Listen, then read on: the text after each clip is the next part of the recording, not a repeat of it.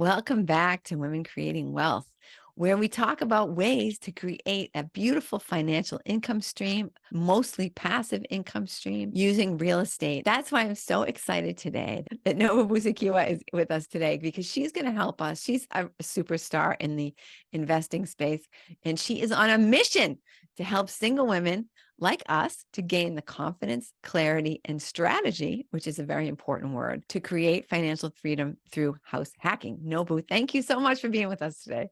I am super excited to be here. Thank you for having me. For people who don't know, I mean, we talk about a lot of different, in real estate investing, lots of terms get thrown around and all that. So explain to people who might be a little bit new what house hacking actually means, what it is. House hacking is taking where you live, taking your primary residence and using it to make money. So traditionally, when people think about house hacking, it's usually a multifamily house or a 2-family, 3-family, 4-family house. But realistically, even if you buy a single family house, you can house hack as well.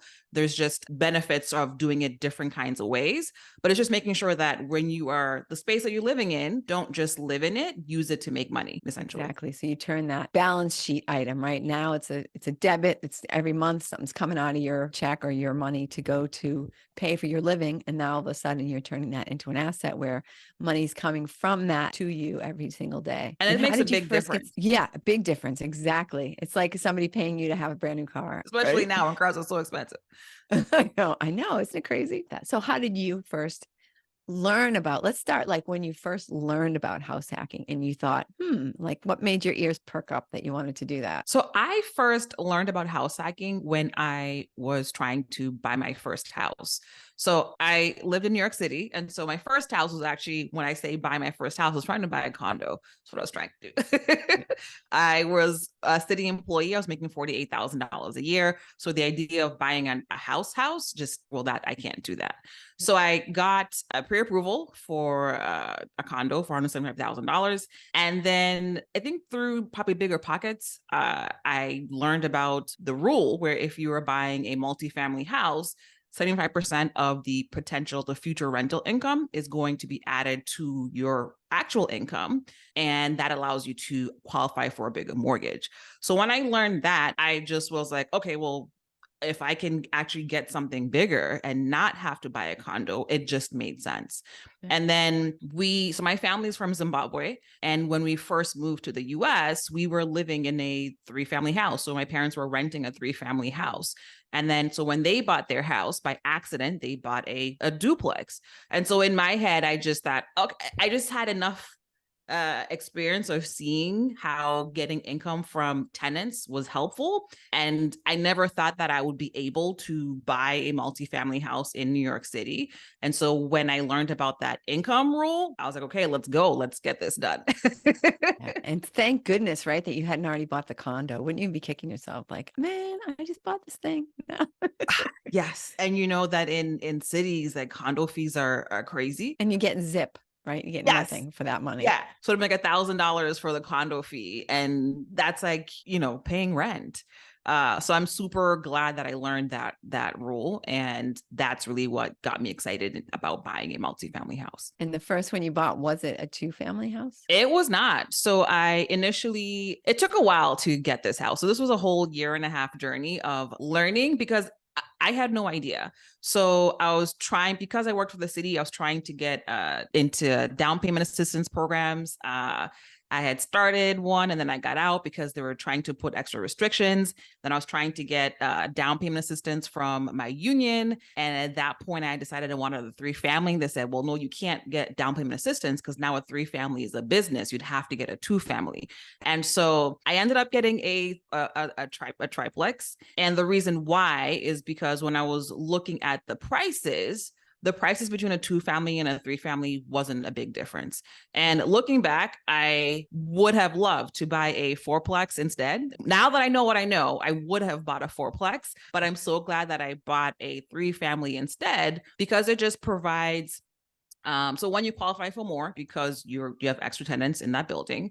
And then second, just in terms of as you own it, there is more flexibility, right? If you have a duplex, one person doesn't pay, you're scrambling. You have a 3-family, one person doesn't pay, you have another person that's still paying. So you're less likely to be in a bind in terms of running the building. You can, though, when you're looking at, even though you couldn't get that down payment assistance, perhaps when you're getting a loan, they do factor that in, right? You can put down a lower down payment because you are going to be living in the home, which is one of the great things about house hacking. Absolutely. So I was able to put a 3.5% down payment on that house, which in New York City, right? 3.5 of a lot of money is a lot better than 20%.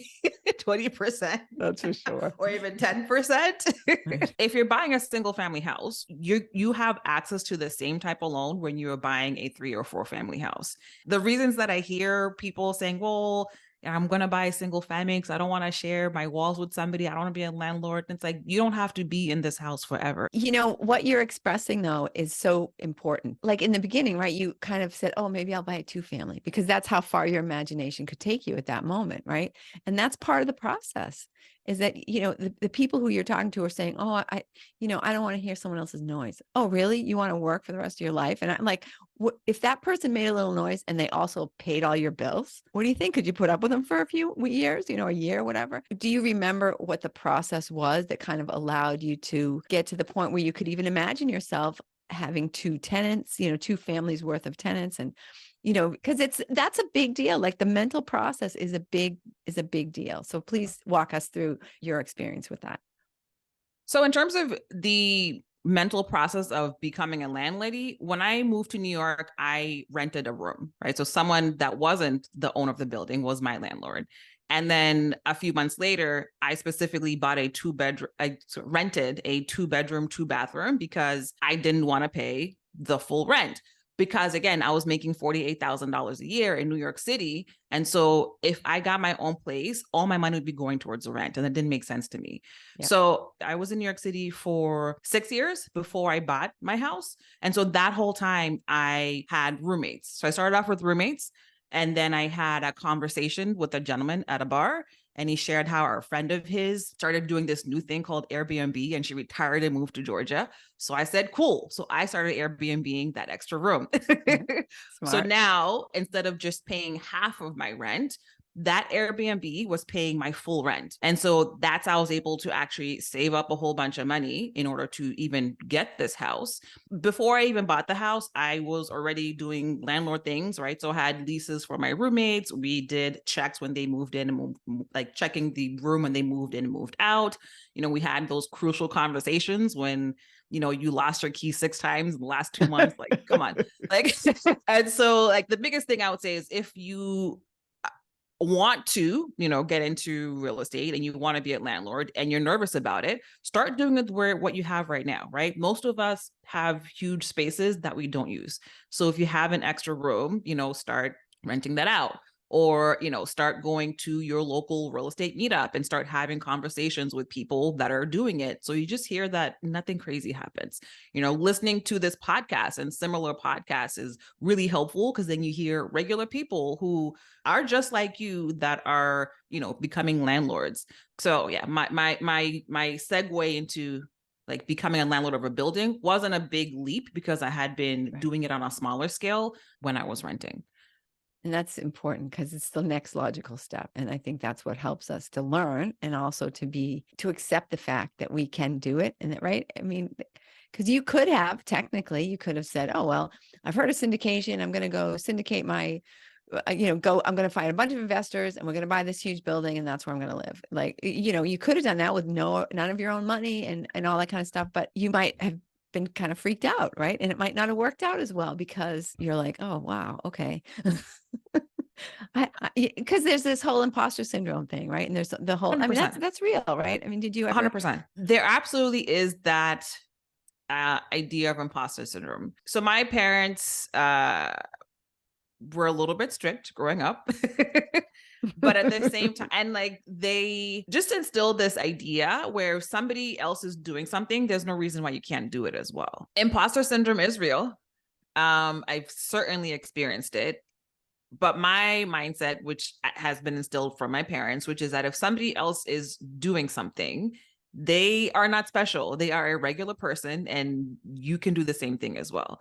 When I was deciding what to buy, initially I was looking at these duplexes, and then I had a conversation with a gentleman at it was a new construction, right? And he was saying, oh yeah, they got this building fixed so quickly. And I was like, what is he talking about? So I asked him questions. That's another thing. You gotta ask questions. You don't know how people are doing things, ask the questions, because then you'll know how to do it yourself. Because if you don't know the rules, you cannot play the game. And so after I explained that somebody bought this house and they fixed it, so I said, okay. And then when I looked at this building was for sale for $750,000. When I looked at the past, went to the city records, and the person that bought this house for $220,000.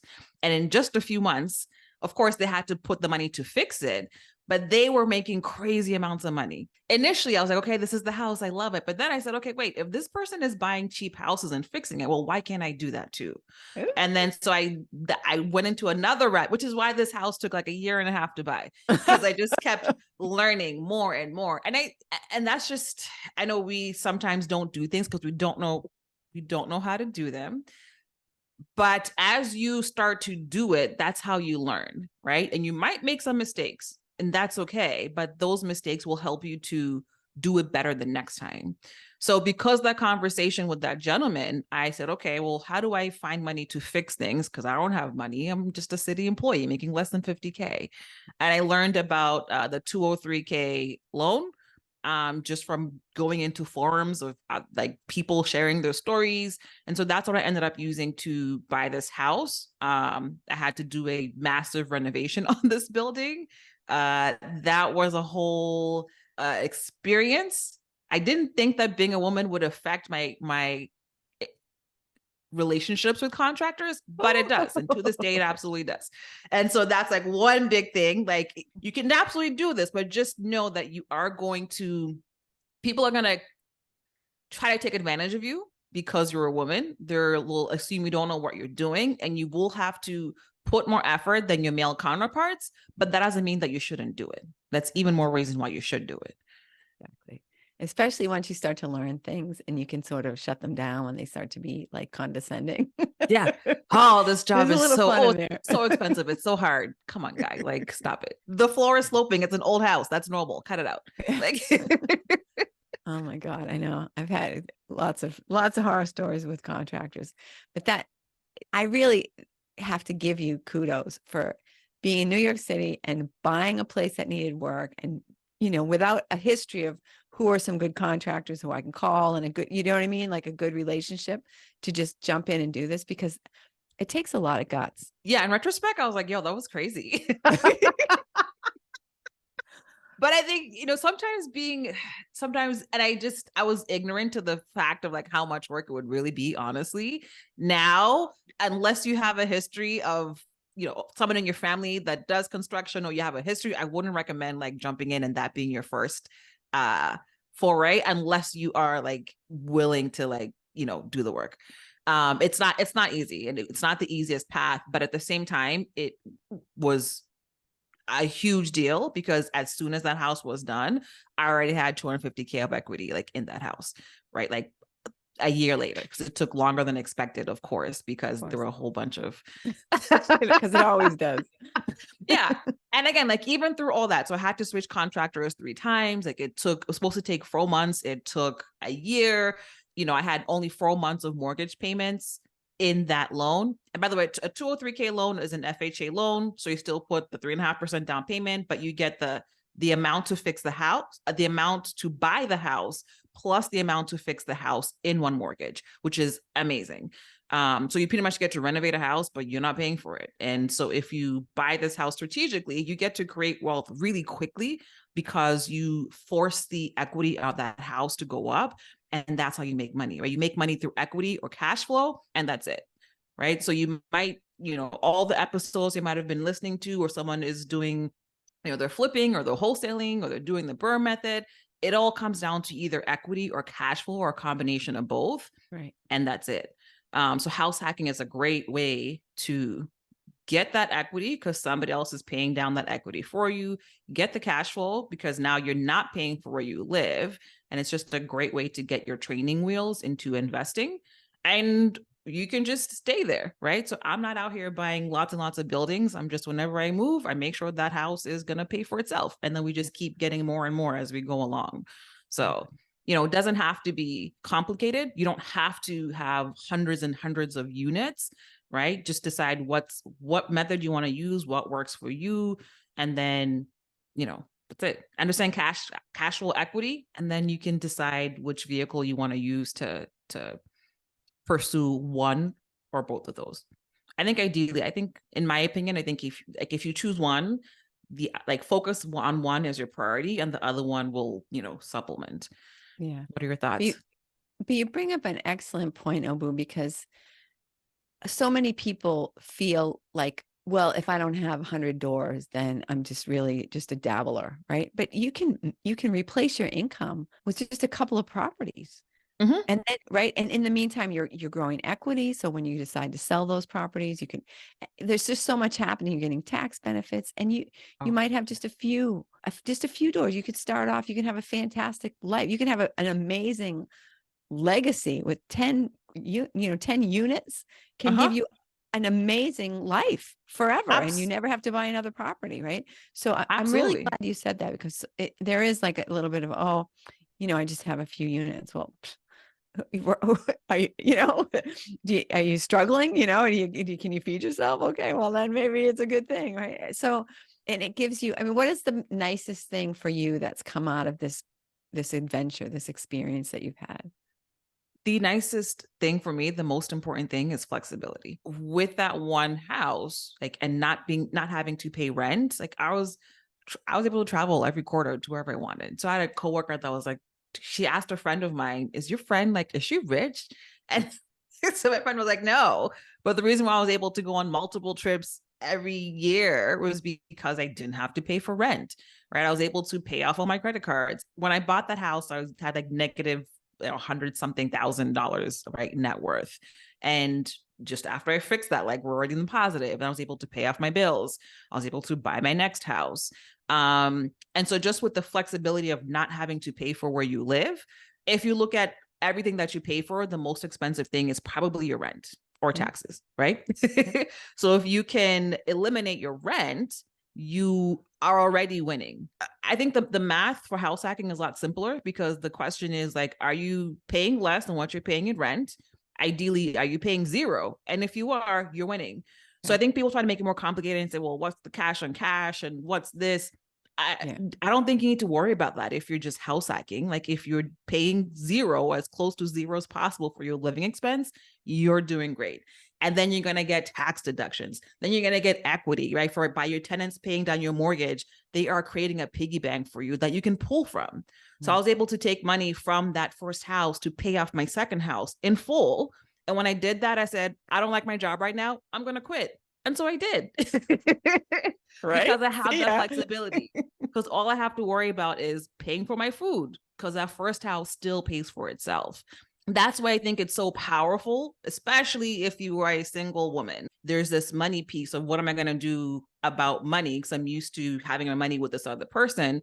Whereas if you had your property that you bought before you got married and that was still there, then that would still be there. And that would still be something for you to fall back on, right? So I hear women saying, well, I'm not going to buy a house right now because I'm not married. That's exactly why you should buy a house. You can do whatever you want right now. Well, it's just this magic about, and I know that's a thing, right? And I felt that way myself, and I thought it was a thing because of my age, but you're 20 years younger and you're still feeling that way. So I like to hear that, because a lot of people think that, well, when I get married, we'll get a house together.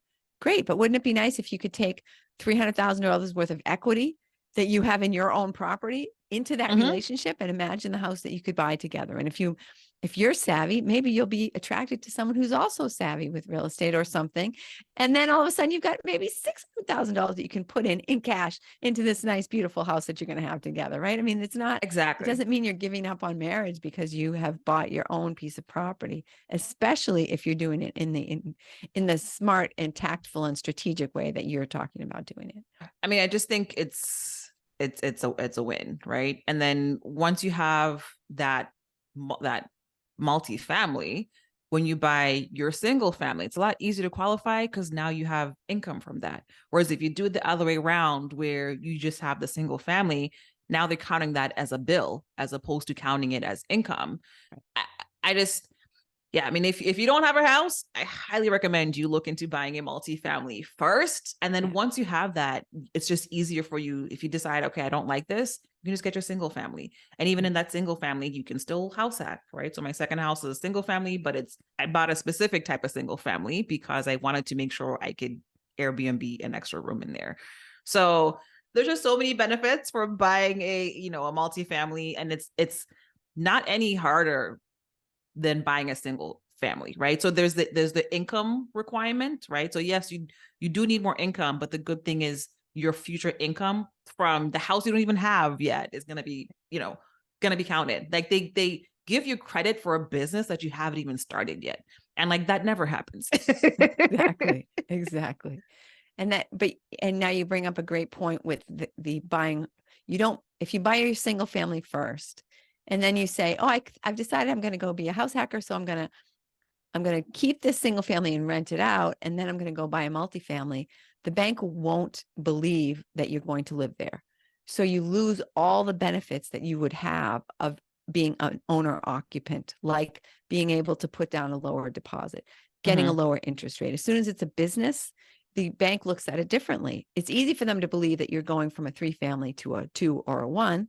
It's hard for them to believe that I used to live by myself, but now I want to have lots of people above and below me and hear right? I mean, banks are like, yeah, okay, sure you do, lady, right? So doing this in a strategic fashion makes so much sense. And actually, the way you're talking about, the way you did it is the way throughout this series of podcasts that I've been doing for the last 2 years. That's exactly what I've been talking about. Start where you stand, right? I'm in a rental unit. Is there any place that anybody could sleep? Because if there is, rent that space to them and then start making money. Because the minute you reduce any of your expenses, right, as you prove, now I'm not paying my rent, this person's paying my rent. I can now save all that rent money, and that's going to be a deposit for my first property. You did it exactly the way and people send me little notes like, oh, that doesn't work. Well, dude, it totally works. It totally works. And here is I'm evidence. Exactly. A second person to prove us right. So what does life look like for you today? So today I still have just the 2 units. So I just have the 2 units. So I'm not the two buildings, excuse me. I have one multifamily and a single family. And right now I'm not trying to scale. Right now I'm trying to put systems in because I want to remove myself. So I have been managing the 3 unit with my sister. But sometimes we go places together, right? Yeah. So I want to put systems in where we can both not be there and we're just collecting funds. I want to turn my single family that I have into an unofficial multifamily. I want to add an ADU to that. And once that's done, then my goal for next year is to buy a short-term rental in Cape Town. That's what I really want. And then another 4 unit, probably in Indianapolis. I think I'm done with New York City. Oh, interesting. Indianapolis. Not as a place to live. I'm done with the rental laws in New York City. Yes, that's true. Airbnb, the success of Airbnb. First, I wanted to say one thing before we go down that road is ADU, accessory dwelling unit, is allowed in most cities and towns now because they really are trying to encourage people to create more workforce housing. So if that's something that's an option for you, you've got a little bit of land, you've got some space, you've got a driveway where you can stick a trailer, right? That is another way to basically expand the amount of property that you can rent. But then also Airbnb in a lot of areas, because it's been successful and not everybody's a great landlord and not everybody, has a clue. There are a lot of cities and towns, especially cities where people are living in close proximity to each other, are creating a lot of laws around renting short-term rentals, right? Lots so New of York condos just passed one. You can't do it. Some towns you can't do it. And as you're saying, like New York City, is it allowed in New York City? So as of the beginning of next year, I believe you will have to register to do it. And then if you have a 3-family or above, you cannot. Yeah. So, but I haven't done Airbnb in New York City in a minute. So I'm okay with that. But even just like the regular, like New York City is very, very tenant friendly. So I had to do an eviction during right before COVID and just got like roped into that. And I learned a lot about eviction laws in New York City, which I'm so glad I did, because I was about to buy a 6-unit, which is even worse. Like once you get into 6-unit, it's now like commercial. Now there's like even less landlord rights in New York City. So I don't want to continue building there. I want to build in Indianapolis because it's a lot more even. And by build, so I'm not trying to get hundreds of units. I just want a couple more, and then I want a vacation rental in Cape Town. So Nice. those are my goals. That's fantastic. I love to hear that. I just want to expand again. I keep expanding on things because and what you're saying is so synergistic with all the stuff that I always talk about and get excited about, that I want to keep going there. Just to clarify what Nobu just said about 6 units is a commercial for the law, for legal stuff, for tax stuff, and for mortgage stuff. 5 or more units is considered commercial. So that changes the rules in a lot of ways. And that's something to research before you go ahead and go down that road. It's they feel differently about you. They treat you differently, and they don't care whether you live there or not. It's a commercial space, right? It's a lot different. Yeah. So, sorry. I mean, yeah. Doing the eviction was not fun, but I learned so much. And like I said, like you're not gonna know everything before you get started. You can research all you want. You can listen to all the podcasts. You can read all the books, but a lot of this stuff you're just gonna learn as you go along, and that's fine. Like I learned about these eviction things in 2020, and I got this building in 2012. So like, and that too, that was 8 years of like no issues. Yeah. So first, eviction's going to happen, but doesn't happen as often as you think. And also just, you will learn the things as you go. You're not going to learn everything beforehand. Right. So, we're talking about analysis paralysis earlier. If your numbers are looking good, go do it. Right. It's even if you mess up, you're still going to be fine. Like I messed up. Everybody messes up. Yeah. Like I messed up with finding contractors, and I'm still fine. Like I messed up with, I didn't, like one thing I wish I had done was have a separate electric meter for downs for the basement. I didn't do that. It's still fine. Like now I just know for the next building, and it's okay. Yeah. Would you agree, Christine? Oh God. Yeah. And I hate to say this in a glib way, but I mean, early on, I lost property. I had to give the keys to the bank and say, dude, I just have no idea how I'm going to pay you people. I bought my first 3-family at the top of the market, the top. And I think the next day, prices went down. And not only that, I didn't have my own attorney. I didn't know anything. So I actually, the guy who sold it to me, the not very nice person who sold it to me, the day before the closing, he moved out the 2 tenants who were paying, leaving me with the 1 tenant who had never or hadn't paid for months. And so here I am, a complete fool, idiot at 22 years old, trying to figure out what the heck I'm going to do with these people, and this, trying to get this person to pay. And I'm just the tradition, like the proverbial landlady who had no clue and was like, she says she's going to make up the thing and blah, blah, blah. And she said that, that she just had some troubles and now she's going to make, I mean, she should have been out on her behind, but no, I let her say that for 6 months, listen to all her BS stories. Right. But you know what? The world didn't come to an end. Mm-hmm. Right. I ended up giving that property back to the bank, and, it took a while. I rebuilt my credit, but shit happens, but you learn so much. Mm-hmm. And if you just can say, yeah, you know what? I'm probably not going to do this perfectly. I might have to fire a few contractors. I might even lose a house, but you know what? At the end of the day, you had this experience, you're better for it, you're smarter, you know what I mean? And now you know all the 57,000 things you did wrong that you're not going to repeat the next time. Mm-hmm. So, yeah. I still to this day don't like working with contractors, but I'm really good about making sure everything's in writing. To the point where a contractor I worked with a couple of years ago was like, do you want to come work with me? Because I had like our scope of work, I had timelines, I had signatures. if somebody tries to do something, I got a boiler replaced, and I know the person, right? We had a relationship, but he just said, okay, I'm starting. And I said, okay. Well, I wrote down a little contract and sent it to him, and he sent it back to me. I'm like, I'm not going to give you 10 grand, like, and we don't have anything in writing. Like, Right. so Exactly. the bad things, it sucks. It's not fun when it happens, but it helps you to learn. It helps you to grow. And it's part of the game. And there's something you said earlier too that I want to pick up again, because you said you asked lots of questions. Mm-hmm. And I think a lot of us, and this is not just for women, I think a lot of men and women, we're in a field that we know nothing about, but we don't want anyone to know that we know nothing about it. So we don't want to ask a stupid question. So we don't ask any questions. And you don't learn, right? I really hand it to you for being courageous enough to say, dude, what are you talking about? Right? What does that mean? And even to say, this person spent this much and now it's worth this much. And even like, I would even say if they did the work that fast, it probably wasn't a good job. Probably not. Right. I mean, maybe they brought in a crew of thousands, but maybe they just as likely put a lot of band-aids on everything. So, right. Just to ask lots of questions. And then when people answer you, make sure you understand what they just said. Cause sometimes you'll say, oh, what's this? And they'll explain it to you and you'll be like, I didn't know what any of those words were. Ask him again. Can you say, I always say, explain this to me like I'm a first grader. And Yeah, like that exactly. usually helps a lot.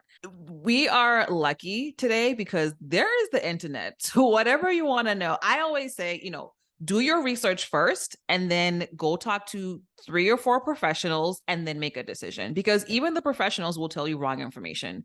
So when I was trying to get my 203K loan, I honestly talked to at least 20 lenders, like more than 20 lenders, and all of them are saying you can't do what you want to do. And I was like, okay, cool, click. And I'm like, I don't believe you, because I'm reading this forum where people are saying they got this loan and they got this money. It doesn't make sense. And I don't know if those lenders just honestly didn't know because they were new, or if they were specifically saying I couldn't because they couldn't do the loan.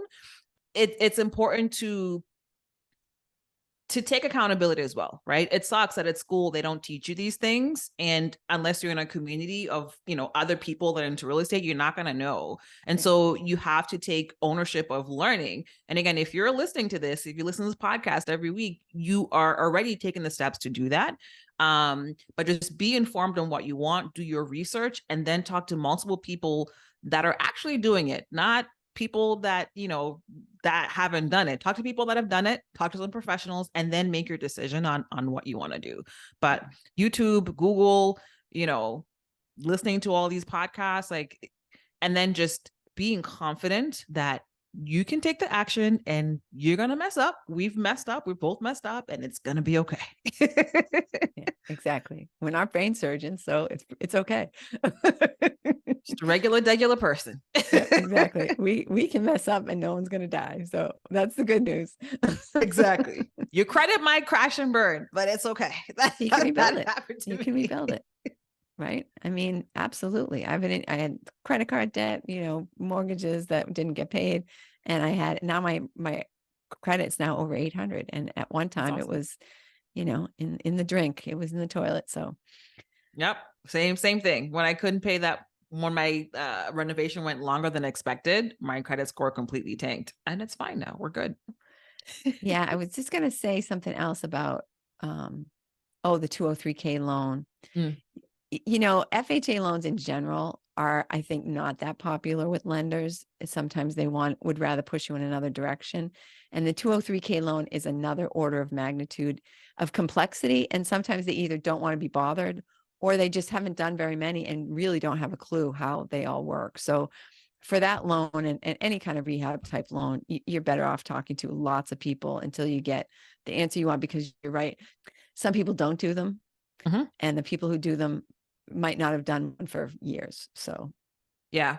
If for anybody that's struggling to find a lender, if you go to HUD, you can actually find I forget the exact page, but you can find like lenders that in a specific state that have done 203Ks recently. So that's how I was able to eventually find a lender, by just going through that list and calling people until I found someone. yeah. But it took, again, some digging and research to even find that resource. Yeah. And I think it's a little harder with your first one because you don't have the time, right? As you start to get more freedom, then you've got the time to do this research. So I really hand it to you to be like, okay, you're working full time and you're doing all this research to find the house. And now you got to do another 15 hours of research just to find the right stupid lender, which should be as easy as picking up the phone. Right. But Yeah, it's it was worth. But persistence. listen, I got a payday at the end of that year, so it was worth it. And then just over time, like the value of that house has gone up exponentially. So that's the thing. Like the time, like the earlier you can wait till you get married, but like the earlier you get in, like one, you're gonna save on rent, and then you're gonna be building equity at the same time. It's just if you are waiting to buy a house because you're waiting for someone else that you don't even know, that hasn't even popped up in your life, it's like, what are you doing, man? Like let's have a conversation. Like, message me, let's talk about it, because I really want to just dig deeper into why, because that's probably not the actual reason. There's probably something else going on in the background. And I think if you take a step back and look at the numbers and see how it is going to drastically change your life, I think it'll be a different decision. And for me, it's not even about like money. It's just that like I like having options, right? I like having freedom, you Oh, know? yeah. Well, and by doing things on your own, you also are building your self-confidence. And if nothing else, the person who you're going to attract is going to be of a higher caliber, I think, because you're now at a higher caliber, right? You're more confident, you're more experienced, you're more successful, and you're just like, you're not going to take any BS from some crappy guy, you're just like, or person. You're gonna you just have a higher opinion of yourself. I don't think you can go through this process and get to the other side without having an increase in self-confidence and just the way you feel about yourself. Do you agree? I agree completely. I Yeah. agree. And it forces you to be a little bit more decisive, right? So if you have all these different options of what you can buy, like what lender, like it forces you to make decisions based on what's important to you. So now if you meet someone and it's not aligned for whatever reason, I think you're more likely to think through and say, okay, does this meet what I want in my life in the future? And you can comfortably say no. I'm definitely more selective now. Good. And it's not a bad thing. Like if we're not aligned, we're not aligned. That's okay. Like not everybody that you meet is for you. And not everybody is going to agree with what you're doing and how you're doing things. And that's okay. But there are so many people in the world. And again, like the most important thing is being able to have options. Whereas if you are relying for someone for a place to live, if you're relying on someone for income, then you start to make decisions that are more based on your survival than based on what you actually want. And that really is the biggest reason why like more women should be creating their own, becoming more independent financially.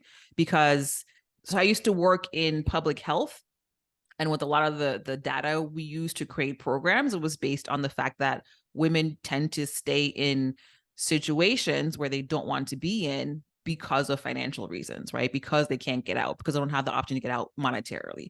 And so if you have an opportunity to do so for yourself, it makes sense, because there's so many women that like want the opportunity, and they, because of where they live, because of circumstance, they can't do it. And so if you have the means to buy a property and buy it strategically so that one house can set you up in the future, you're good. And it really does just take one strategically purchased property to give you more options. You don't need 100. You don't even need Amen. 10. Yeah, no, that's fantastic. That's fantastic. So I want to tell you a story about a client who I worked with because I'm a real estate agent. I work with this person as a client to help her buy her first. She was left some money. Okay. We sat down and talked about like, what do we want to do and what your plans are and what your goals are. She was not married at that time. And so we decided that she was going to buy one condo to live in and one condo to rent. And she was doing that because she knew she wanted to get married. And she knew that when she got married, she wanted to have children. And she knew that when she had children, she didn't want to work full time. So by getting this property and having that income stream, it gave her the option. Now she teaches yoga. She does other like part-time things, and she's a full-time mom. And she's so happy because and then she did get married. She did meet a guy. She did get married. She does have kids. And then, of course, she had that other condo to rent out. She's got two incomes that are coming in so that she doesn't need to have a full-time job. She can do whatever serves her the best. So it's just, yeah, echoing what you're saying. Options are always a great thing. First, I love that you actually sat and asked your client what her end goal was, because a lot of realtors don't do that. I know. I know. So kudos to you for doing that. And I agree 100% that it's easier for you to make decisions if you're clear on what you want to do. So and maybe she hadn't even thought about what her end goal was. So I mean, you might have actually like helped her a lot by asking her that question for her to think through. Because I think if a lot of us did that first, we probably wouldn't be buying like the houses that we're buying, right? You probably wouldn't, if you know that, okay, I don't want to work till I'm 65, you probably aren't going to buy like a McMansion single family that's taking up your whole pay, because that's going to guarantee that you're working until you're 65, because you're adding another bill. You're not creating wealth Right. through that house, which is the story that we're told. Any house that you buy, like your house is your biggest investment. Yeah. Not necessarily. It's probably your Not if you biggest want to have a bill. place to live afterwards. Like, yeah, I can sell it, makes lots of money. And then I'm going to do what? Well, you're going to buy another one and take all that money you just made and put it in there. So hello. Yeah, exactly. I completely agree that if you think through what it is that you want in your life, like what do you want to accomplish with this house in terms of creating wealth with it, right? Creating cash flow equity, and then work your way back from that, you're more likely to buy a house that's not going to, suck up all your money. Exactly. Exactly. No, but I love talking to you. I'm really excited. So we found out during the break, we found out that Nobu and I are like, I don't know, probably 6 miles away from each other right now, geographically. Yes. So in October, we're going to get together and have lunch and have a great face-to-face conversation. So we're going to put all the information in the show notes. But just right now, if people want to reach out to you, if they just have a question or if they want to work with you, I understand you're coming up with an online course that people can take. Is that right? Yes, I have a group coaching program. So it's an 8-week program to walk you through creating your strategy, really, and creating the questions for your team so that you can go ahead and go buy your first multifamily strategically, 2 to 4 units specifically, not 5+ multi that you will be living in, right? And I focus on owner occupant multifamily because I think it's the easiest way to get started. So if you're interested in that, or even just connecting, all of my contact information is at nobu.bio. So nobu.bio. That's the best way to get all the different means to follow up with me. Oh, you know what? Another thing really quickly I wanted to touch on is this idea that where's the market? What if I buy now and the market, goes down, right? What is your comment about that? My comment is, if you are buying a 2, 3, or 4 family house and you're focusing on the rent covering your mortgage, the rent from your tenants covering your mortgage, it doesn't matter what the market is. So like I don't, if I'm buying for me, like I don't care what the interest rates are. I don't care what the home price is. I am doing the math to figure out what is the market, what is the not even market rent. I actually look at what is Section 8 rent, because that's usually lower than market rent. And then I use that to do the math to figure out, does that cover the mortgage or enough of it where I'm comfortable? And if the answer is yes, my mortgage payment is staying the same. So even if the house prices tank, it doesn't matter because I'm still winning by not paying rent. And if the market tanks, it's going to come back up eventually. And so if you look at your budget, what you spend on, you're probably spending the most amount of money on where you live, and that's where you're winning. So if you're focusing on house hacking, interest rates, market rate, whether it's buyer's market, seller's market, doesn't matter. Do your math, and based on math, make a decision on that, not on what the media is saying or your neighbor that's a renter. Like, do the math for yourself and make a decision. Yeah, it's super. Those are my thoughts. Yeah. I talk to people like, oh, I was going to buy 6 years ago and I felt like the market was too high and now I'm really kicking myself, right? Yeah. Every single time I bought a house, I'm like, ooh, it's so expensive. And then you're like, later, ooh, it's so I'm much like, more oh, no, I'm so expensive. glad I bought. Yeah. Yeah. I'm sure when I look, I always just keep tabs of what's happening in my neighborhoods. And I look and I say, ooh, that's expensive. But I am very certain it's going to be even more expensive in a couple of years for sure. So the best way to make a decision isn't just based on like, what's the price? It's, look at your budget, like do some math to see how much do you make, how much do you spend, like what is the leftover? And then based on that, like, what can you actually buy? Don't even worry about like what's the prices. Like when you talk to your lender, they're gonna give you, you can get approved for whatever, $500,000, but then you gotta take a step forward and ask, okay, what is the actual monthly payment? What does that look like? And then make sure it matches that math that you did. And if that doesn't work, then it's a no, Right. you know? Right, exactly. And you don't have to listen to what the media is saying. You don't have to listen to what anybody else is saying. You don't have to care if you bought it at the top of the market, because if you have your rent, your tenants are paying the rent, they're paying your mortgage for you, and they're allowing you to live for less expensive, if not for free. Life is good. You don't need to care. Yeah. As long as, the rent is being covered, the mortgage is being covered, it's not going to feel good, of course. And it's going to feel like, oh, I made a bad decision. But all, the houses that crashed, 2008, like if you look at them now, like they came back up. It took a Oh while, yeah. but Oh yeah. you're like, yeah, they bounced back a lot. Yeah. Oh yeah. I mean, there were properties I was looking at, just like small. There were condos in Worcester, for example. So you could get a huge, huge 3-bedroom condo. It was basically a 3-family that they turned into 3 separate condos, and then the condo went bust because nobody wanted to pay their mortgage anymore.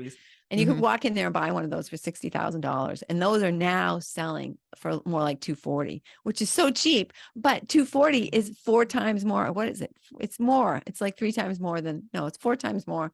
Sorry, than the 60,000 you would have spent on it. Right. And Yeah. of course you would have to pretty it up a little bit, but it's made a remarkable recovery. And that's basically what normally happens, right? It goes down and then it comes up. So Yeah. My last house was in Indianapolis. So the last seller bought it in 2000 and was it 2010 for 30 grand. And I bought it for 136,000. yeah. So, and now those houses are worth like 250. Like, so, Exactly. it's just a matter of time. It's not,